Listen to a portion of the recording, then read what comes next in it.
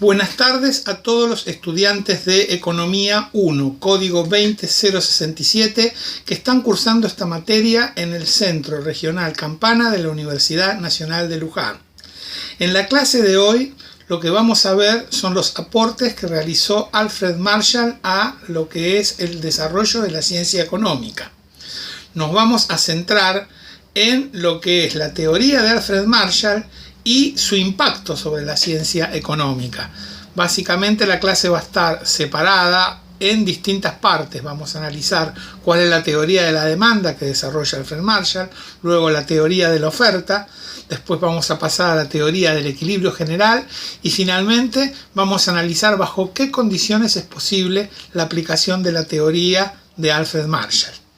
Entonces, lo primero que hay que hacer para entender la obra de Alfred Marshall es plantearse que Alfred Marshall forma parte de una corriente que surge en la ciencia económica unos años antes. Esa corriente ha sido bautizada en muchos textos como la corriente marginalista. Y uno de los pensadores que inicia con la teoría marginalista es William Stanley Jevons, un economista inglés que va a publicar su obra principal, Principios de Economía, en 1871. Y allí William Stanley Jevons va a desarrollar una crítica a lo que es la teoría objetiva del valor y a lo que es la economía política. Nosotros hasta el momento lo que vimos es el campo de la teoría objetiva del valor, es decir, en Adam Smith y en David Ricardo vimos que el valor se lo definía sobre la base de la cantidad de trabajo. En un caso se hablaba de cantidad de trabajo ajeno, en otro caso se hablaba de cantidad relativa de trabajo, pero en última instancia el valor estaba estrechamente vinculado al valor de cambio, a lo que era el desarrollo del intercambio. Así sucedía en Adam Smith y en David Ricardo. En el caso de Karl Marx se desarrolla la ley del valor y se plantea que el valor de las mercancías depende de la cantidad de trabajo abstracto socialmente necesario. También la cantidad de trabajo posibilita que se haga una medición objetiva. En el caso de William Stanley Jevons, él va a sostener que el valor depende por entero de la utilidad, es decir, va a desarrollar una teoría del valor en base al valor de uso. Para eso va a definir la utilidad como la sensación subjetiva que experimenta un individuo cuando realiza el acto de consumir un bien. Es decir, ahí en esa definición usted puede subrayar sensación subjetiva, es decir, es una apreciación, es el punto de vista que tiene el consumidor sobre lo que vale lo que va a consumir. Entonces William Stanley Jevons va a decir que la utilidad es medible, que se le puede colocar un número arbitrario a las unidades de artículos que nosotros consumimos de un bien.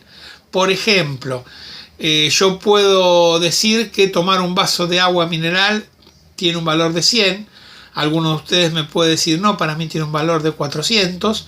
Otro me puede decir que tomar un vaso de cerveza tiene un valor de 10.000.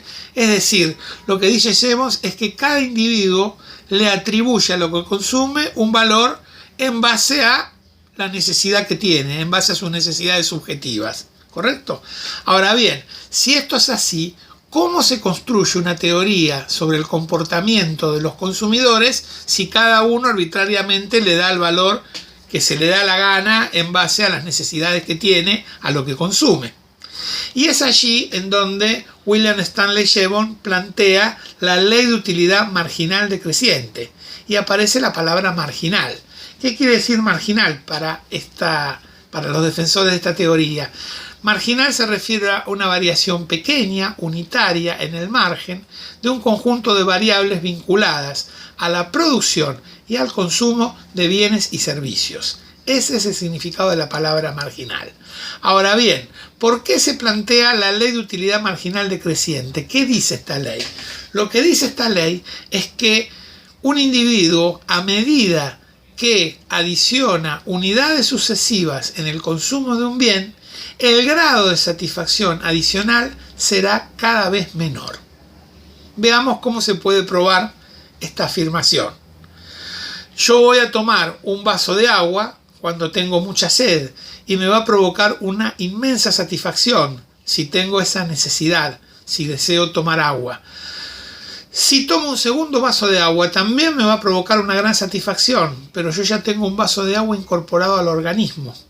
Si tomo un tercer vaso de agua también voy a tener una gran satisfacción, pero ya antes tomé 2 vasos de agua. ¿Qué quiere decir esto? Que a medida que yo voy adicionando unidades sucesivas en el consumo de un bien, el grado de satisfacción adicional será cada vez menor. ¿Y por qué? Esto Marshall lo va a explicar con otro concepto parecido. Él va a hablar de la ley de las necesidades saciables. Es decir, lo que va a plantear Marshall es que un individuo tiene una necesidad, desea saciar una necesidad, y a medida que esa necesidad se va saciando, el grado de satisfacción es cada vez menor. Bueno, eso en cuanto a la ley de utilidad marginal decreciente. Pero ¿qué hace Alfred Marshall con esta ley de utilidad marginal decreciente que define William Stanley Jevons? Le agrega algo más. Marshall dice: la ley de utilidad marginal decreciente es la base de la ley de la demanda. ¿Y esto qué quiere decir? Volvemos al ejemplo del agua mineral. Vamos a un ejemplo extremo, un individuo que estuvo extraviado en el desierto y de pronto encuentra la manera de salir del desierto y lo primero que encuentra es un kiosco donde venden botellas de agua mineral sin gas de medio litro. Tiene una necesidad muy grande y tiene dinero que hasta ese momento no le estaba sirviendo para nada. Entonces se acerca al kiosco y pregunta cuánto cuesta la botella de agua mineral sin gas. Y el kiosquero lo mira, ve que tiene cara de sediento y le dice $5.000. Y es probable que en una situación extrema esta persona pague esa suma de dinero por una botella de agua mineral sin gas, ¿sí? Bueno, lo cierto es que toma la botella de agua mineral sin gas y cuando desea tomar una segunda botella de agua mineral sin gas y el kiosquero le vuelve a decir $5.000, el hombre ya se va a empezar a poner nervioso y va a empezar a pedir un precio más bajo. Y vamos a suponer que en vez de pagar $5.000 la paga $2.000. Luego decide tomar una tercera botella.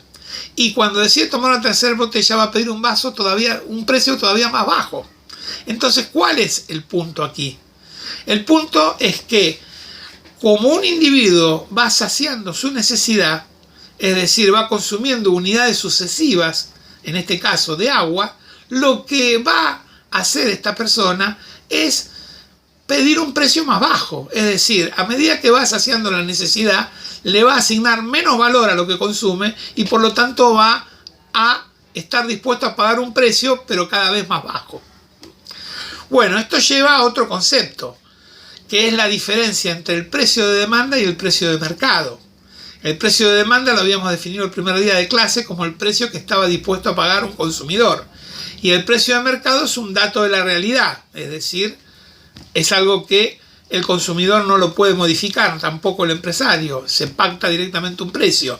Entonces, si el precio de demanda es mayor al precio de mercado, eso es un incentivo para seguir consumiendo. ¿Qué quiere decir esto? Si yo estoy dispuesto a pagar un precio determinado por un artículo y voy al mercado y me encuentro que ese artículo tiene un precio más bajo, es un incentivo para consumir más. Es un excedente de satisfacción para el consumidor. Entonces hablamos de excedente del consumidor como la diferencia entre el precio de demanda y el precio de mercado. ¿Cómo?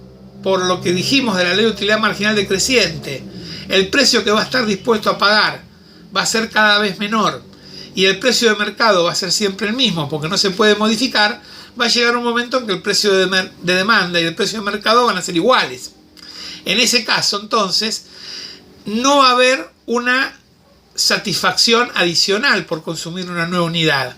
Entonces, cuando el excedente de satisfacción deja de crecer, lo que vamos a tener es que alcanzamos la máxima satisfacción. De la misma manera, cuando hablamos de ley de utilidad marginal decreciente, la utilidad crece cada vez menos. En el momento que deja de crecer, la utilidad marginal se hace cero, y si la utilidad marginal se hace cero, quiere decir que la utilidad total alcanza su valor máximo. Ese es el planteo de Alfred Marshall sobre la base de la ley de utilidad marginal decreciente que desarrolla William Stanley Jevons. También vamos a tener que Marshall introduce otro concepto para explicar la conducta de los consumidores, que es el concepto de elasticidad. ¿Qué es la elasticidad? Es un cociente entre la variación porcentual de una variable dependiente y la variación porcentual de una variable independiente. Por ejemplo, yo hablo de la elasticidad precio de la demanda, que es la que va a analizar Alfred Marshall.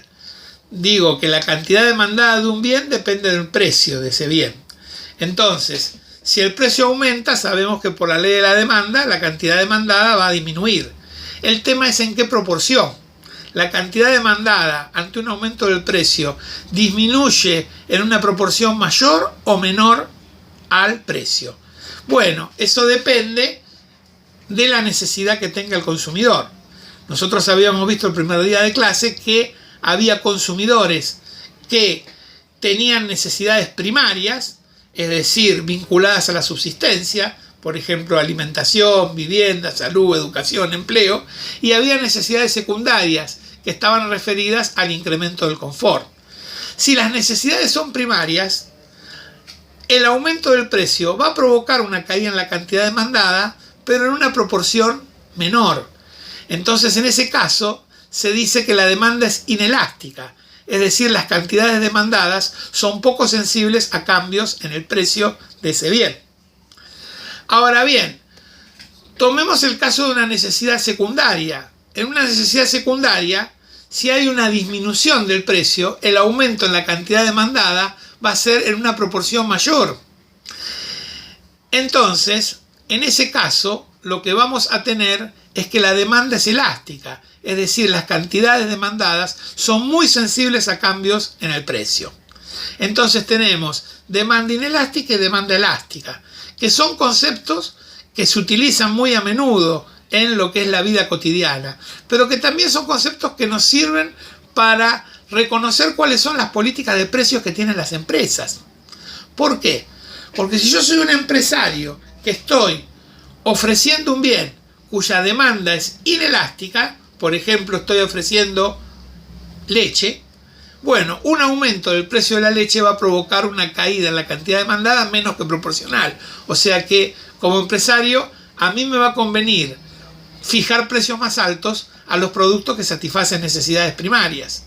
Y en el otro caso, si se trata de necesidades secundarias, me va a convenir fijar un precio más bajo, porque el aumento en las cantidades demandadas va a ser en una proporción mayor. Entonces, en este caso yo voy a tener un aumento de mi ingreso por ventas. Entonces, fíjense que los conceptos de elasticidad precio de la demanda, ya sea demanda inelástica o demanda elástica, están vinculados a las políticas de precios que desarrollan los empresarios. O sea, como pueden apreciar, lo que hace Alfred Marshall es analizar la conducta de los consumidores individuales y tratar de formar reglas de comportamiento. Es muy clara la regla de comportamiento de lo que es la ley de utilidad marginal decreciente como base de la ley de la demanda y la importancia del concepto de excedente del consumidor, es decir, la diferencia entre precio de demanda y precio de mercado. Hasta aquí el aporte que realiza Marshall desde el lado de la demanda. Si vamos al lado de la oferta, también vamos a tener un análisis del comportamiento, pero ya no de los consumidores, sino de los empresarios.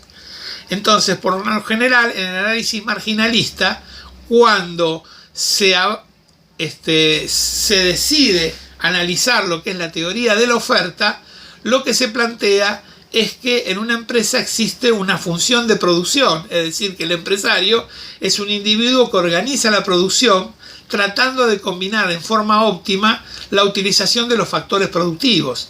Es decir, en la función de producción vamos a encontrar cómo se combinan el factor capital y el factor trabajo.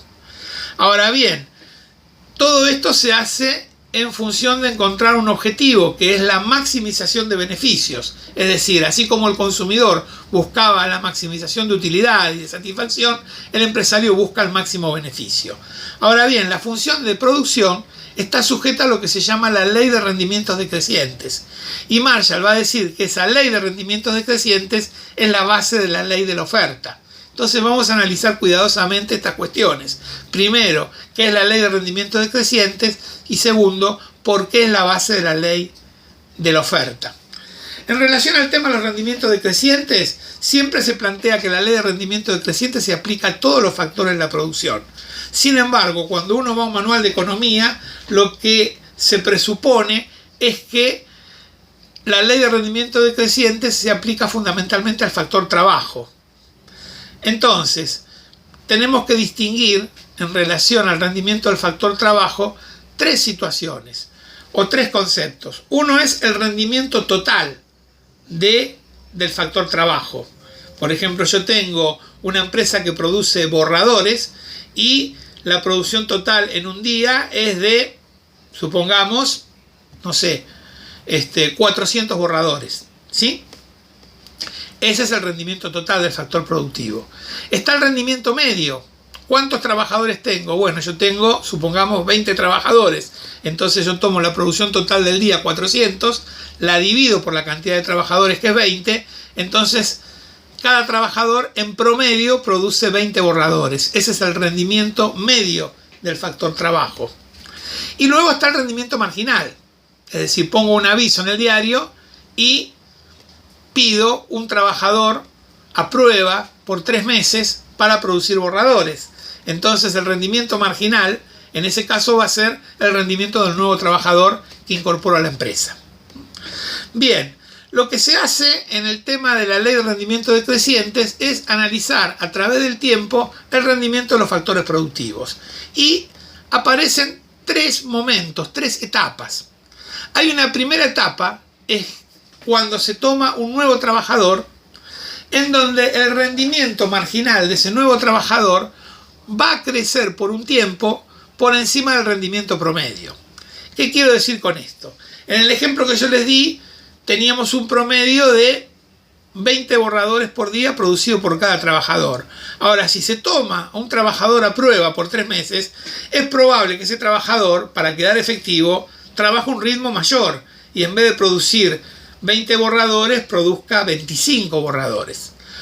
Como esta es una teoría que presupone relaciones pacíficas y cooperación entre el trabajo, vamos a suponer que los 20 trabajadores no lo agarran a la salida a este nuevo trabajador y lo convencen amablemente que no vaya a un ritmo tan fuerte, porque de lo contrario va a terminar en el hospital.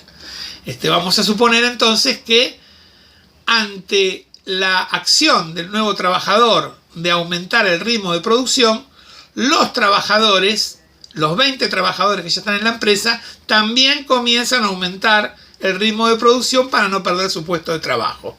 Entonces, en un primer momento, el rendimiento marginal crece por encima del crecimiento del rendimiento medio. Ahora, esto tiene un límite, porque el nuevo trabajador realiza un desgaste físico y mental y va a llegar un momento que va a alcanzar su rendimiento máximo. Entonces, a partir que alcanza su rendimiento máximo, va a empezar a declinar en el rendimiento. Entonces ingresamos en una segunda etapa, donde el rendimiento marginal disminuye y el rendimiento medio sigue aumentando.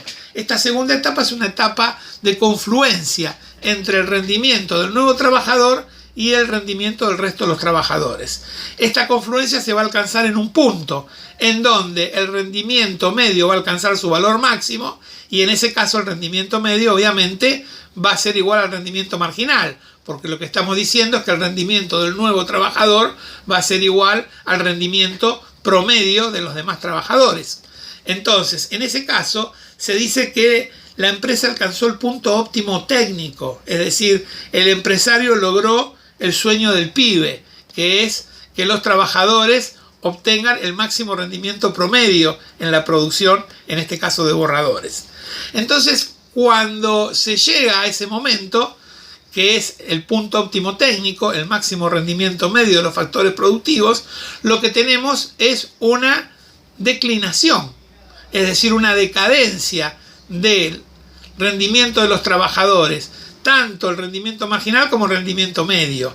O sea que va a haber una tercera etapa donde el rendimiento marginal y el rendimiento medio disminuyen.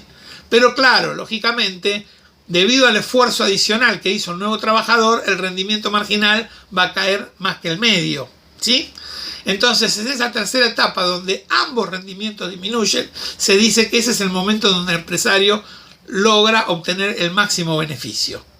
Bien, esta es la primera etapa, digamos, segunda etapa y tercera etapa de la ley de rendimiento decrecientes. Ahora, la pregunta que uno se hace es: ¿y por qué es tan importante la ley de rendimiento decrecientes en la teoría microeconómica? Y la respuesta a esa pregunta es que existe una relación inversa entre los rendimientos de los factores productivos y los costos. Esto significa que tenemos que partir de la base que podemos hacer la misma clasificación de los costos para la clasificación que hicimos con los rendimientos. Es decir, hablar de costos totales, costos medios y costos marginales. Los costos de producir borradores en una planta donde hay 20 trabajadores, el costo total. El costo medio sería el costo unitario, el costo promedio por cada trabajador, y el costo marginal, que es el costo del nuevo trabajador que se incorpora. Entonces, si hay una relación inversa entre el rendimiento de los factores productivos y los costos, ¿qué significa? Que cuando al final de la primera etapa el rendimiento marginal alcanza su valor máximo, el costo marginal alcanza su valor mínimo. Entonces, en la primera etapa de la ley de rendimiento decrecientes, el rendimiento marginal crece por encima del crecimiento del rendimiento medio. En este caso, el costo marginal disminuye por debajo de lo que disminuye el costo medio. En la segunda etapa, tenemos que el rendimiento marginal disminuye y el rendimiento medio continúa aumentando. En ese caso, el costo marginal va a empezar a crecer, va a aumentar, y el costo medio va a seguir disminuyendo. Al final de la segunda etapa se produce la confluencia. Tenemos el máximo rendimiento medio igual al rendimiento marginal. Eso equivale al mínimo costo medio igual costo marginal. Y en la tercera etapa, cuando el rendimiento marginal disminuye por debajo de la disminución del rendimiento medio, tenemos que el costo marginal crece por encima del costo medio. Y acá es donde no tenemos que prestar atención, porque el costo marginal crece por encima del costo medio a partir de ese punto óptimo técnico. Y entonces, a lo largo de esa curva de costo marginal, se va a construir la curva de oferta de la empresa. Esto puede sonar medio raro, pero ¿por qué? Para entender esto, tenemos que pensar en las distintas clasificaciones que hay de costos. Por ejemplo, cuando nosotros hablamos de costos totales, una parte del costo es fijo y otra parte es variable. Es decir, hay una parte del costo que no sufre cambios si cambia el nivel de producción. Por ejemplo, si yo tengo la empresa funcionando con 20 trabajadores, tengo una dotación mínima y eso significa determinados gastos en sueldos, determinados gastos de energía, determinadas cuentas que se tienen que pagar dentro de la empresa. Esos son los costos fijos. Y cuando estoy hablando de los costos variables, son los costos que van a variar, que van a modificar su valor cuando cambia el nivel de producción. En este caso estamos incorporando un nuevo trabajador. Bueno, este análisis que estoy haciendo se lo denomina análisis de corto plazo. Es decir, la mayoría de los costos son fijos, ¿correcto? Entonces, lo que tenemos ahí es que el costo total es igual a costo fijo más costo variable, ¿correcto? Entonces, en ese contexto, lo que estamos definiendo es que la curva de costo marginal, cuando va aumentando por encima de la curva de costo medio, que también crece, ¿a qué responde esa variación? A lo que sucede con los costos variables. Si los costos variables aumentan, aumentan los costos totales. Y si el aumento de los costos totales obedece a la incorporación de un nuevo trabajador, estamos hablando del crecimiento de los costos marginales. Básicamente es eso lo que se plantea. Entonces ahí aparecen las variables del análisis costo-beneficio. Se dice el costo total es igual al costo fijo más el costo variable, ¿sí? Luego aparece lo que se llama el costo medio total, es decir, el costo total dividido las cantidades producidas. Y aparece el costo marginal, es decir, el aumento que se produce en el costo de producción cuando se incorpora un nuevo trabajador y se decide producir una unidad más. Ese es el caso del costo marginal. Bueno, de la misma manera con los ingresos por ventas. Tengo los ingresos totales, que son el producto de precios por cantidades, el ingreso medio o ingreso unitario o precio, es decir, el ingreso dividido las cantidades producidas, y el ingreso marginal, es decir, ¿Cuánto aumento el ingreso si decido producir una unidad más? Y finalmente aparecen los conceptos vinculados a los beneficios empresariales. El beneficio total es igual a ingreso menos costos totales. El beneficio medio es igual a ingreso medio menos costos medios. Y el más importante de todos los conceptos, que es el beneficio marginal igual ingreso marginal menos costo marginal. Aquí es donde nosotros tenemos que prestar atención. El tema de beneficio marginal como diferencia entre ingreso marginal y costo marginal. ¿Por qué? Porque aquí aparecen las reglas de decisión de los empresarios. ¿Cuándo los empresarios van a decidir producir una unidad más? Un empresario va a decidir producir una unidad más si el ingreso marginal es mayor al costo marginal. ¿Qué quiere decir que el ingreso marginal es mayor al costo marginal? Quiere decir que el beneficio marginal es positivo.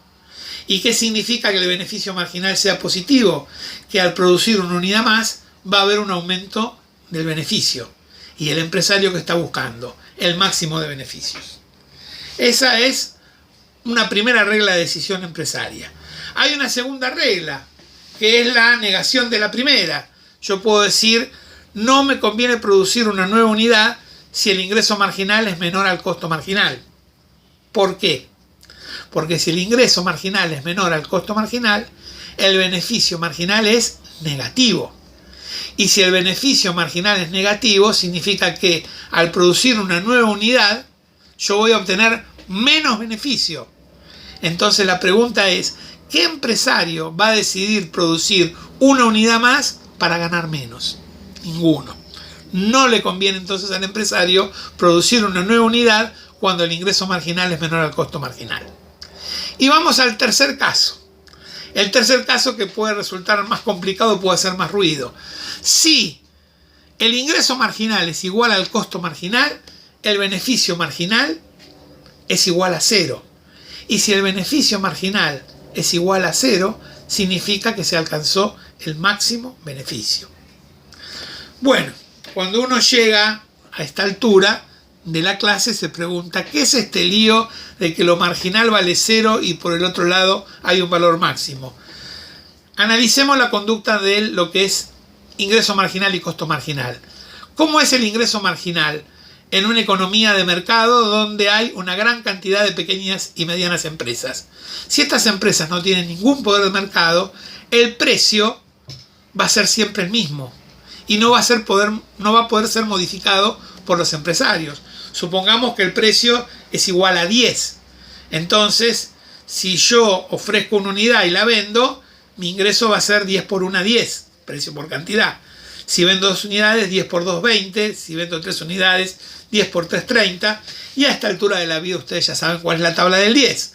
Por lo tanto, lo que vamos a tener es que el ingreso marginal va creciendo de 10 en 10. 10, 20, 30, 40, 50. O sea, el ingreso marginal es constante y va a ser igual al precio. Eso es lo que sucede en un mercado perfectamente competitivo donde los empresarios no tienen poder de mercado. ¿Qué pasa con el costo marginal? Por la ley de rendimiento decrecientes, primero disminuye y luego aumenta.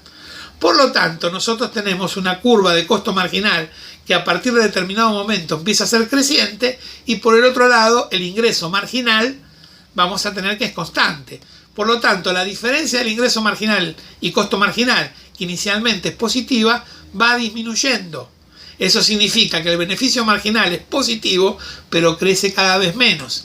Y cuando deja de crecer el beneficio marginal, es decir, cuando se hace igual a 0, entonces alcanzamos el máximo beneficio. Bien, ese es el planteo básicamente de Marshall en la teoría de la oferta, en donde Marshall además introduce el concepto de excedente del productor. Es decir, ¿qué es el excedente del productor para Marshall? La diferencia entre el precio de mercado y el precio de oferta. Es decir, el precio de mercado que el empresario no maneja y el precio de oferta, que es el precio que está dispuesto a vender lo que produce. A un empresario siempre le va a convenir que el precio de mercado esté por encima del precio de oferta. Es decir, si el empresario va al mercado a ofrecer un producto a un precio y se encuentra con que lo puede vender a un precio más alto, eso es un incentivo para seguir produciendo. Entonces es un excedente de satisfacción del productor, del empresario. Excedente de satisfacción que se terminará eliminando en el momento en que el precio de mercado sea igual al precio de oferta. ¿Qué tenemos con todo esto que definimos de Alfred Marshall? Lo que tenemos es lo siguiente.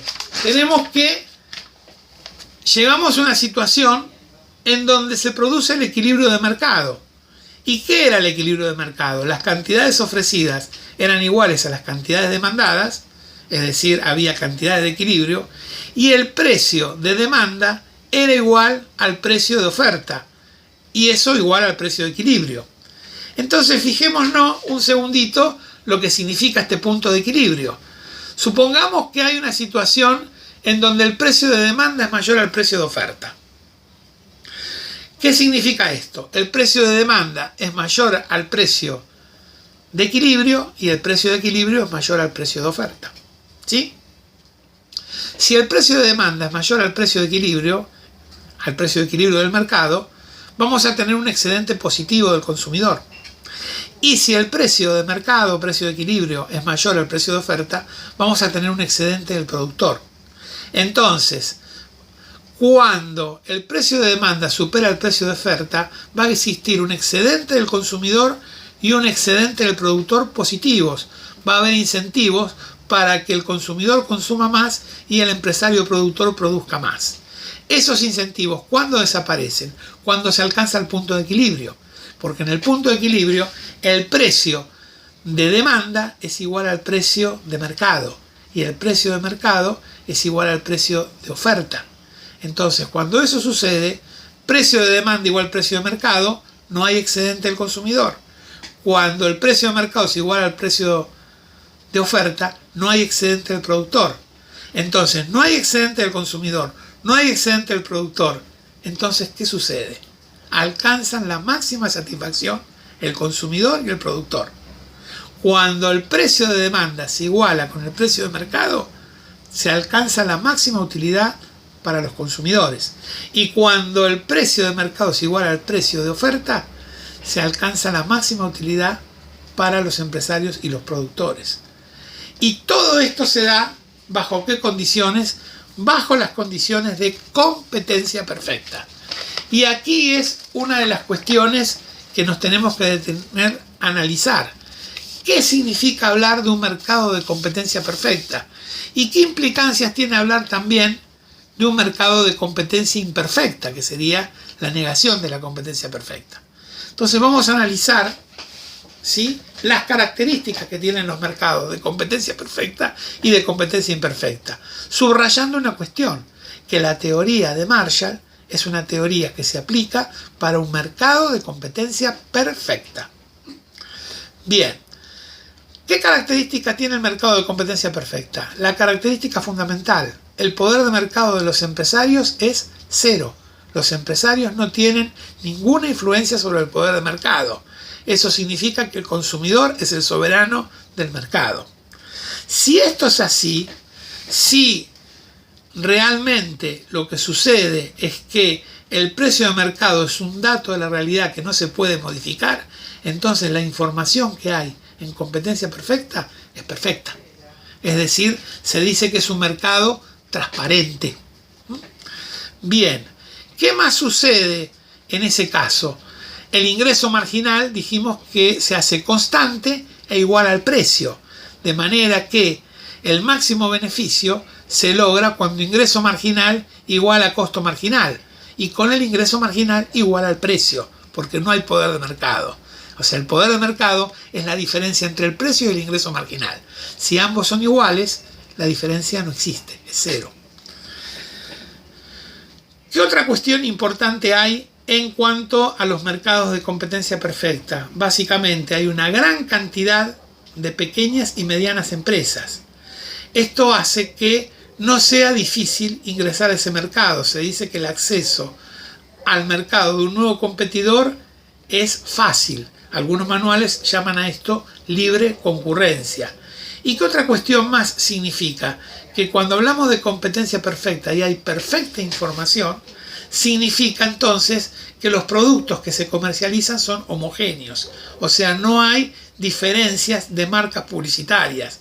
Por ejemplo, si uno quiere tomar un caso de competencia perfecta, se va a encontrar perfectamente con el caso de la producción de frutas. Por ejemplo, la producción de manzanas. Ahí no hay diferencia de marca, la manzana es un producto homogéneo, no hay ninguna publicidad que diga cómprenle manzanas al huerto de García, que son mejores que las manzanas del huerto de López, son manzanas. Y por experiencia uno sabe distinguir si una manzana está en buen estado o está en muy mal estado. Bueno, ese es el mercado de competencia perfecta. Bajo esas condiciones funciona la teoría de Marshall. Ahora, ¿qué sucede con la competencia imperfecta? La competencia imperfecta significa que no hay poder de mercado, que el poder de mercado es mayor a cero. Significa que los empresarios pueden intervenir sobre el precio de mercado. ¿Y cuánto pueden intervenir? Y depende de las dimensiones de la organización empresarial y de las características del mercado. Vamos a la otra situación, a la opuesta a competencia perfecta, que es el caso del monopolio. En el caso del monopolio tenemos una sola empresa que fija el precio de mercado. Es la empresa que tiene el más alto poder de mercado. Pues bien, este monopolio, como su nombre lo indica, es una sola empresa y maneja los precios de los mercados a lo largo de todo un país. Por lo tanto, puede fijar el precio que se le dé la gana según la zona geográfica. Y eso lo que hace es que no tengamos una información perfecta. La información es imperfecta. ¿Qué más sucede con las situaciones en donde hay poder de mercado? Lo que vamos a tener también es que cuando hablamos de la maximización de beneficios, siempre el máximo beneficio se da cuando costo marginal e ingreso marginal coinciden. Pero si hay poder de mercado, el precio va a ser mayor al ingreso marginal. O sea que la condición de maximización de beneficios en el caso del monopolio va a ser costo marginal igual ingreso marginal menor al precio, no igual. Entonces, ahí entramos a hablar de la situación de lo que es el poder de mercado. El poder de mercado representa la capacidad que tiene una empresa para modificar el precio de mercado.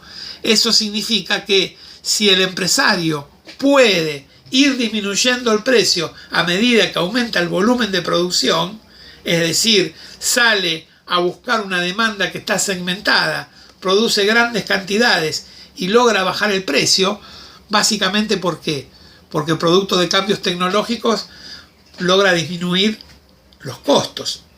Bueno, cuando eso sucede, entonces lo que vamos a tener que el precio y el ingreso marginal son decrecientes y son diferentes. Entonces, en esa zona donde hay poder de mercado, vamos a tener que el costo medio igual al costo marginal. Es decir, ahí se alcanza el punto óptimo técnico. Pero ¿qué sucede con la maximización de beneficios? La maximización de beneficios se alcanza antes de llegar al punto óptimo técnico. Porque la maximización de beneficios se da cuando el ingreso marginal y el costo marginal son iguales, ¿sí? El ingreso marginal es decreciente, el costo marginal se hace creciente. Cuando las dos coinciden, tenemos el máximo beneficio. Luego el ingreso marginal sigue disminuyendo, el costo marginal sigue aumentando y el costo marginal sigue aumentando y se iguala en algún momento con el costo medio. En esa situación se alcanza el óptimo técnico. Pero si el empresario alcanzó antes el máximo beneficio, ¿para qué va a buscar el óptimo técnico? Buscar el óptimo técnico significaría ir a una situación donde el costo marginal supera el ingreso marginal. Eso no le resulta conveniente al empresario. Entonces, la característica que tiene el monopolio, y también sucede con los demás mercados de competencia imperfecta, es que la maximización de beneficios la empresa la alcanza antes de llegar al punto óptimo técnico. Cuando en competencia perfecta, primero había que llegar al máximo rendimiento medio de los factores productivos o mínimo costo medio, y luego en la construcción de la curva de oferta individual se encontraba el máximo beneficio cuando el precio y el costo marginal se igualaban, ¿sí? Bueno, eso en cuanto al tema del monopolio. Si vamos a otro mercado cercano al monopolio, que es el oligopolio, tenemos que son una cantidad reducida de grandes empresas.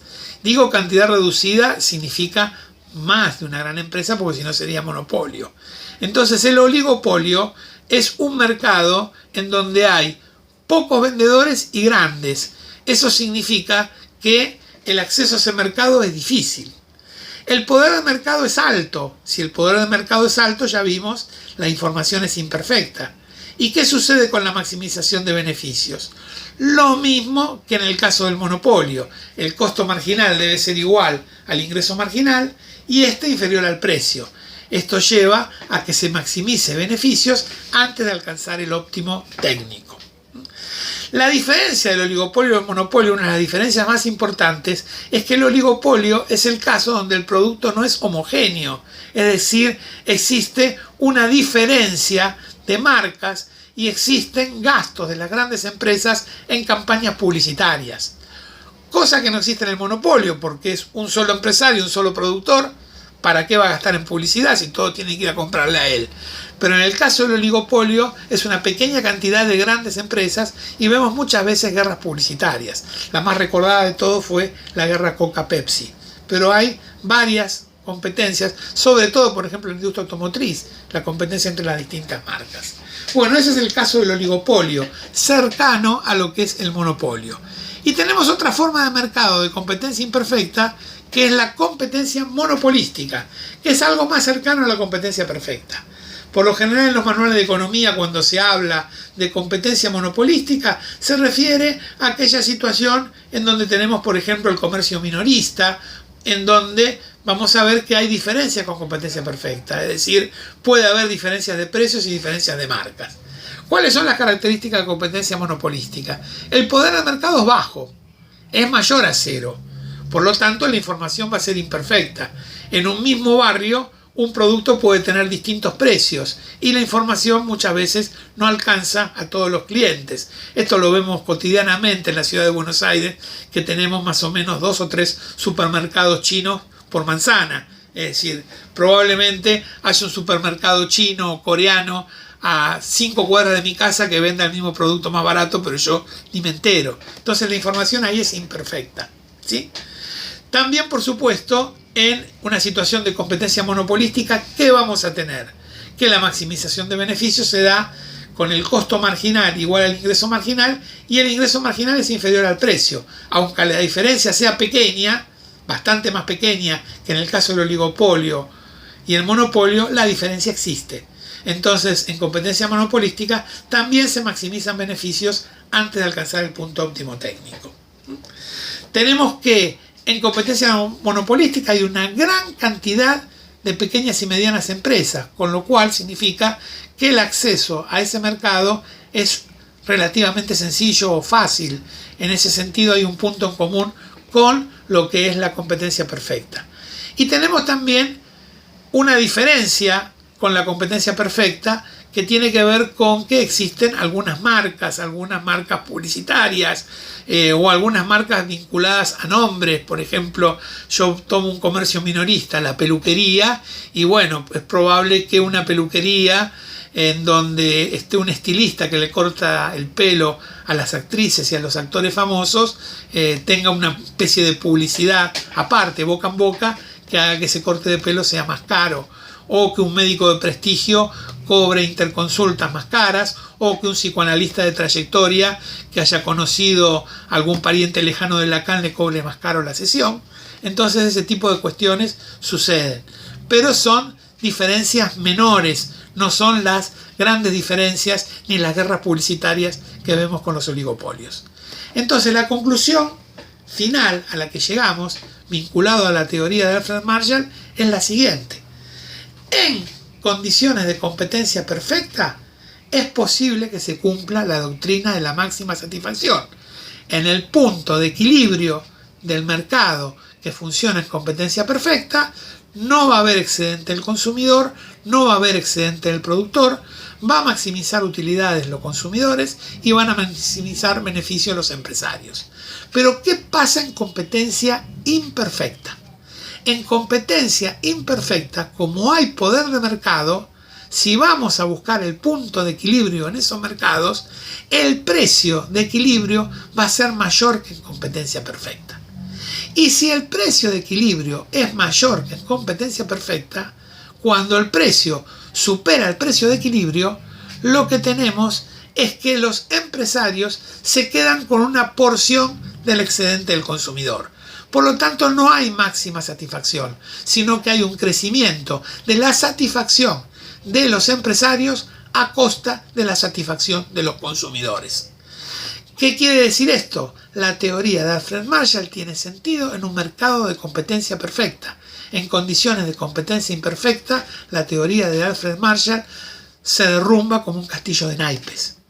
Y lo más interesante, y esto es lo que hace grande a Marshall, que Marshall se da cuenta de esto y lo dice dentro de lo que es su obra principal, que es la de Principios de Economía, publicada en 1891.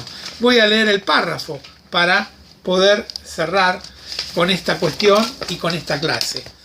Marshall va a decir: existe una interpretación de la doctrina según la cual toda posición de equilibrio entre la oferta y la demanda puede considerarse como una posición de satisfacción máxima. Es cierto que mientras el precio de demanda es más elevado que el de oferta, pueden efectuarse operaciones a precios que den un excedente de satisfacción al comprador y al vendedor. Pero cuando se llega al punto de equilibrio, el precio de demanda es igual al precio de oferta y no hay lugar para excedente alguno. Y luego dice: nunca se ha supuesto que el monopolista, al perseguir su propia ventaja, siga naturalmente aquel camino que es susceptible de conducir al bienestar de la sociedad considerado como un todo. La doctrina de la máxima satisfacción no ha sido aplicado nunca a la demanda y a la oferta de artículos monopolizados. Es decir, cuando aparece el poder de mercado, se termina la doctrina de la máxima satisfacción. Y tenemos empresarios que crecen en su satisfacción a costa de la satisfacción de los consumidores. Ya no hay una economía del bienestar, sino que nace una economía del malestar.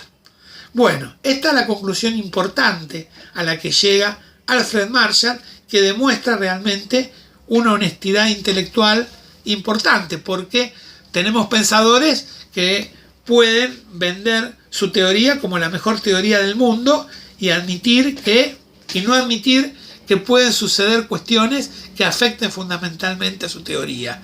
Marshall se da cuenta que si no hay competencia perfecta, su teoría no funciona.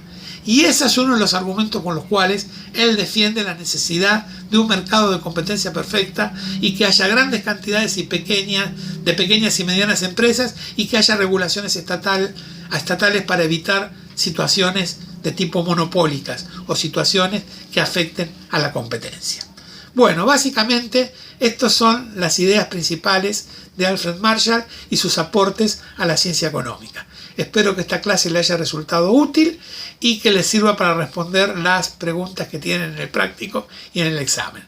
Nuevamente les agradezco su muy buena predisposición y nos vemos en la próxima clase para tratar la